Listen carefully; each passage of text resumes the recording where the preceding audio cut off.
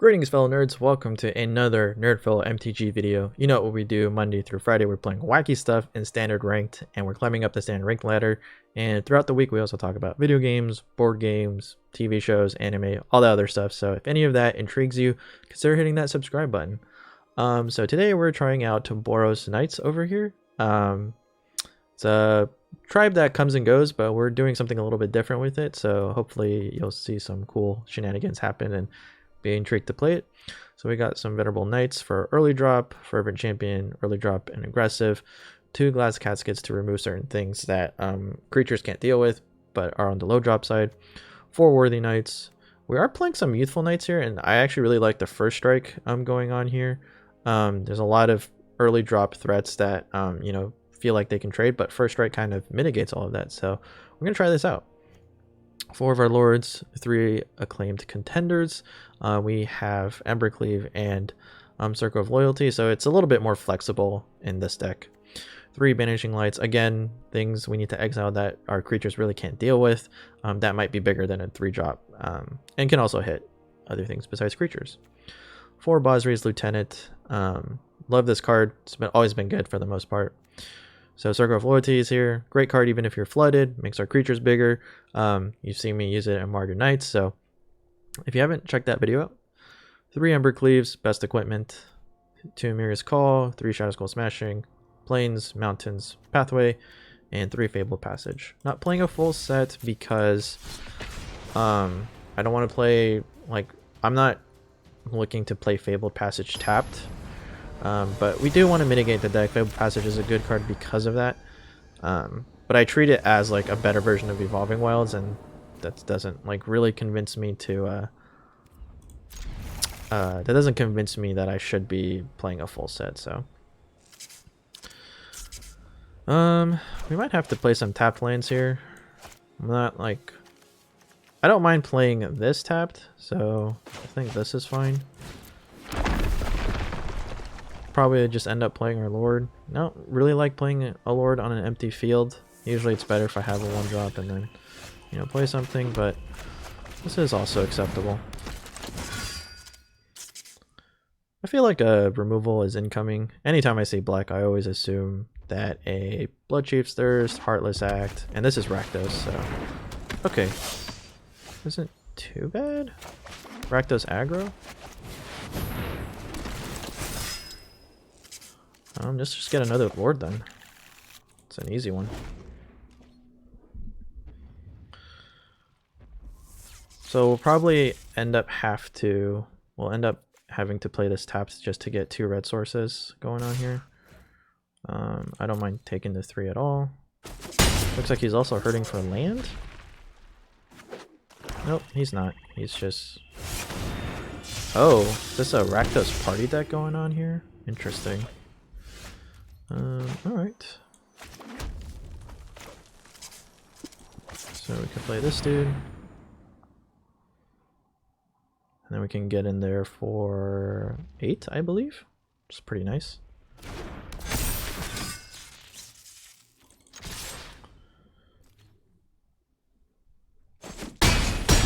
Can even play this for 2 and get rid of both of these if he has untapped mana. I feel like an Embercleave is incoming here. Nope, just more party stuff. Decides not to attack. Makes sense. We have an Embercleave though. But what I think is actually better, if we Embercleave, I'm actually okay going for the Embercleave. Oh, I feel like a Heartless Act is incoming.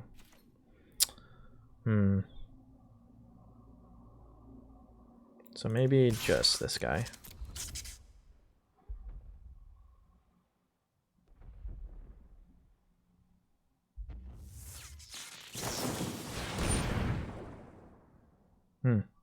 Okay. That's still fine. Doesn't hurt us. Let's see how he blocks. Okay, that does make our decision a lot easier.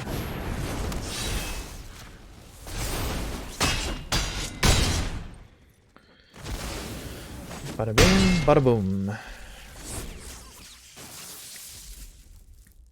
thought it was a Heartless act, which is why I didn't commit. And I'm kind of glad I didn't, honestly. Alright. Interesting take on a deck.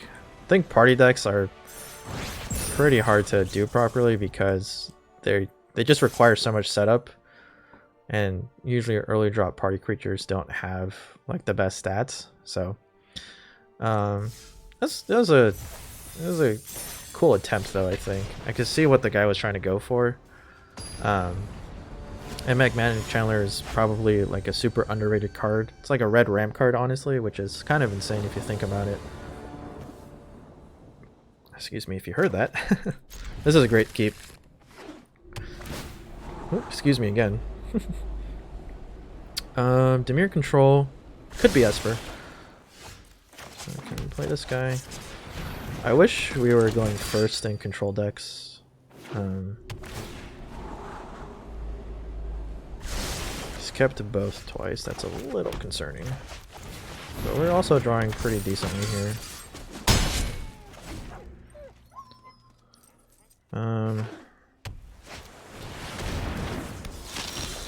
That's fine with me.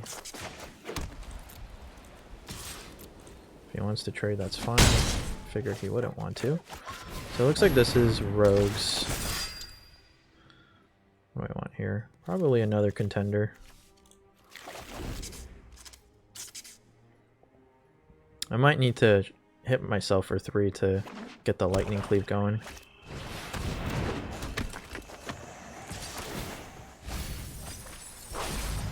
Woof. Yep. Looks like I'm gonna hit myself for 3.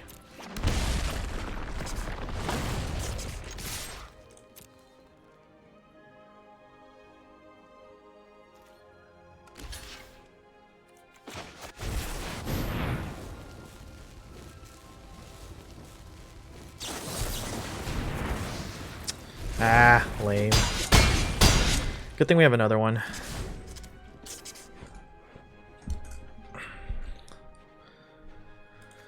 Typical rogue deck coming in here. Could see a Zareth Sand come in here, steal our Ember Cleave. Nope, we do not. Okay, can try again, I guess.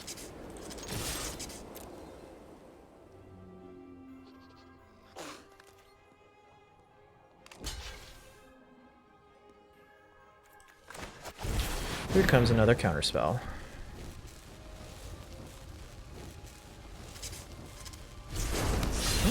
Oh, it's just another remove. It's just going to be a removal spell.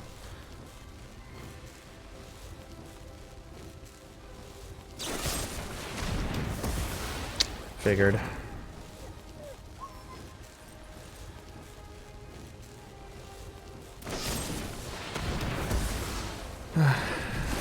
Alright, we can scoop here. The opponent had everything going for them. Yeah. There's no reason to play that out, honestly, because they got the creature they needed to stick, which was... Honestly, if it was not the Scavenger, I would have kept playing, but the lifelink is just too much to deal with, honestly.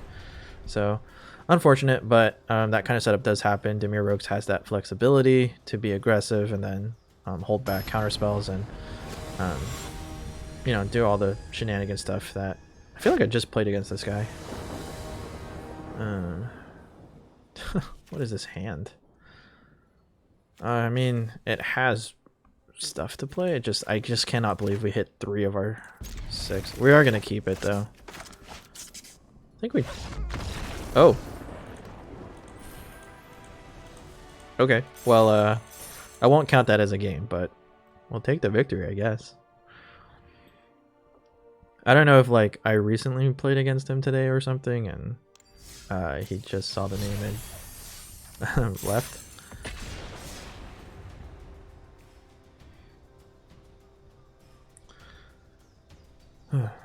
Alright. Let's see if we can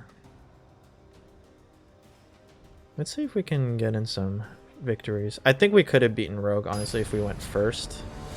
When this deck goes first, it's just hard to beat because it's so aggressive quickly. So even if it's a little bit slower than usual, and we're gonna mulligan this. We'll keep this one. And we'll send back Circle of Loyalty. Wait, I might actually send back the Embercleave. Just because I saw the Yorion, so the Circle of Loyalty can actually do some work against Yorion decks, because you can at least keep pumping creatures with all the board wipes that are happening. So my goal is to play Circle of Loyalty as quickly as possible, which is not happening. And then just pump a bunch of 3/3s against them. It's kind of the goal here. Okay, we might actually exile that.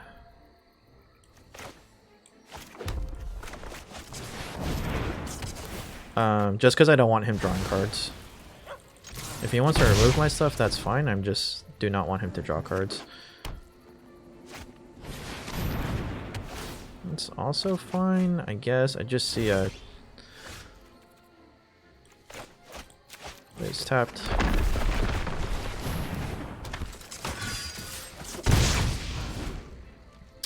I do expect the board wipe.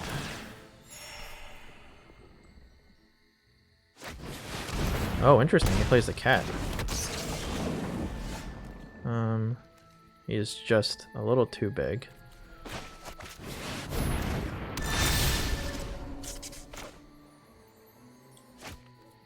Could play this for 2. I mean, I might as well play it tapped. I don't see a use for it right now. This is interesting. Playing Apex over here. Maybe that's just for a creature for this deck.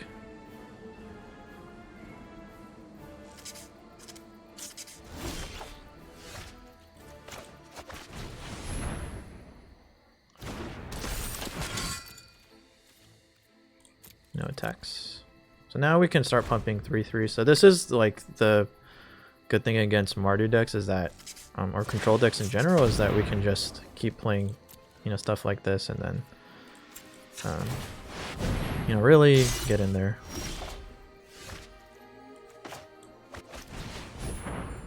So what I'm gonna do is I'm actually gonna attack with these guys, because I don't mind these guys dying.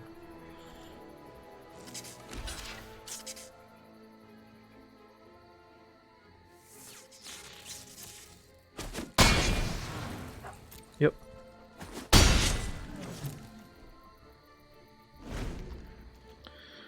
Unfortunately, Glass Casket is pretty much a dead card in our deck against this deck, so in this case, it's actually okay.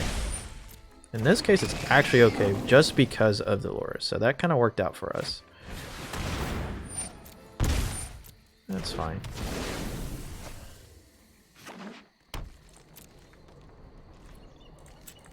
Make another one.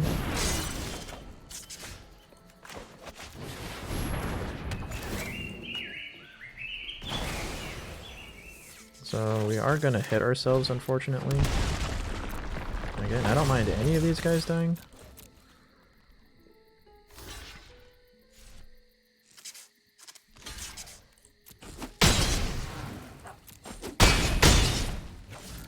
Alright, we're looking pretty good here, honestly.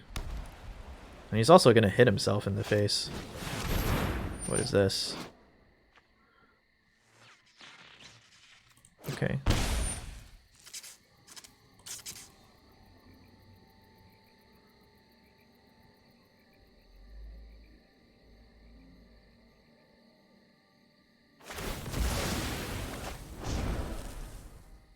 I mean, it sucks that we lost Circle of Loyalty, but I'll take it. Did he get to choose for us? Yeah. Well, we don't need to get flooded anymore, deck, so anything else would be nice. I would take another Circle of Loyalty, thank you very much. It's unfortunate that our deck is kind of treating us this way. I think we've drawn land into land into land.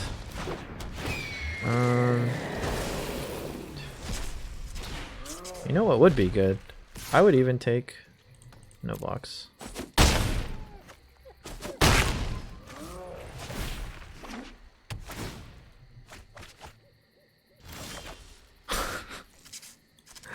Incredible. Incredible. Incredible, right guys? Yeah, this is arena for you. Sometimes you just get flooded and you gotta take the L when it happens, you know? Yeah, I would have to draw a Shatter Skull smashing, and that's literally not going to be possible.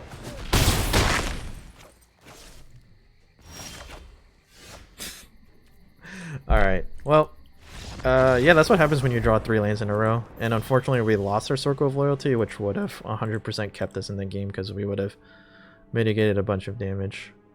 So that was, I mean, that was cool, I guess. I'm not like super impressed, honestly, because we got flooded at the end and we lost the one card that helps us when we get flooded, and then we drew that card as we were about to die. So I feel like we could have won, honestly, because we could have just stalled and yep, you know, a lot of other stuff. Yeah, I mean, this is, I'm not really sure what's happening today with arena. It's not, I'm not asking it for it to be in my favor. I'm asking it to be reasonable, and this is not reasonable. So, I mean, sure, this works. Get rid of that. I mean, this is still not a great hand, honestly. It looks a little bit better now. We would need to draw another Lando for these 2 cards to be relevant, which are pretty solid cards, honestly. So, I mean, I'd be happy if we could, but usual, we're going second, and this is Dimir control, yada yada yada. You know, this is the whole. Now we got it. I almost want to get rid of Glass Casket just because of how many times we're running into times where this is useless. Might be a little useful now. I don't know if it's too late though.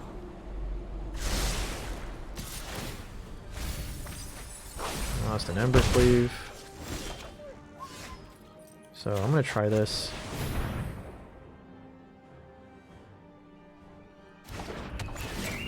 I actually just don't want to see that card. That's fine. We still have it. And if we draw planes, we could play both.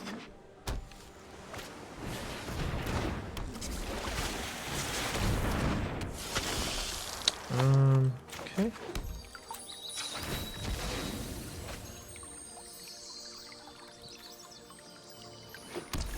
We'll play both for now.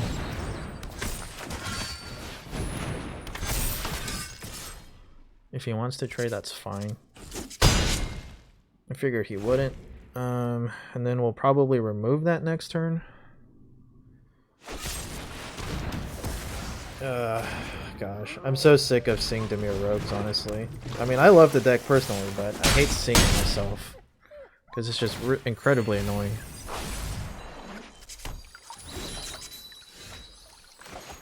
Alright.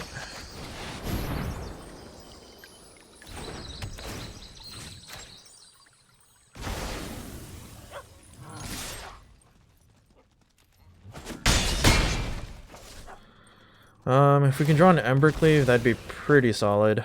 I think that gets us in that, at least closer to the winning position.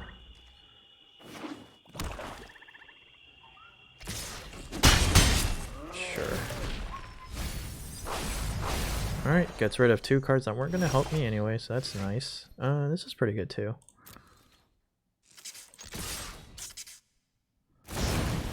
Can't block with that, so maybe we can look for an Ember Cleave here. Nope, but we can find another contender at least. But we also put 5 cards that weren't Ember Cleave to the bottom.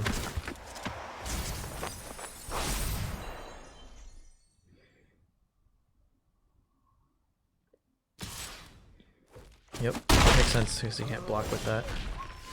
Alright. Let's get rid of this guy. I think we win?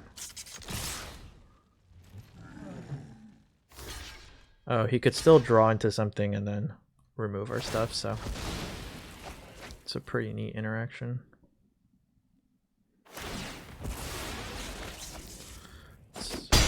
Looks like he didn't. Whew. All right. I think we can call it good for today, honestly. Just because I think I need a little breather from Arena. It looks like the Arena randomizer isn't really helping me out today, so again, I'm not looking for it to help me out. Just be a little bit more reasonable. It doesn't look like it's quite in that area, so I think this is a good place to stop it. But if you stuck around this far, hopefully that means you've enjoyed the video and you'll consider subscribing so that you can see me play other wacky stuff. As you can see, the deck works. We just kind of need to draw our creatures a little bit early and get in there for damage and then draw our finishers. So I hope you enjoy that. We'll be playing more knights throughout this week. I've got mono black enchantments coming up as well, which is like kind of a weird deck that I came up with. It's like just really a bunch of shenanigans, but there's a lot of good cards in mono black enchantment. So yeah, I hope that you will stick around to see that. I believe at this point YouTube is showing you a video of my most recent upload. Could be MTG, could be a something in the nerd world, and a video that you will specifically like. So check those videos out, and thank you so much for watching. I will see you for your next NerdPhil.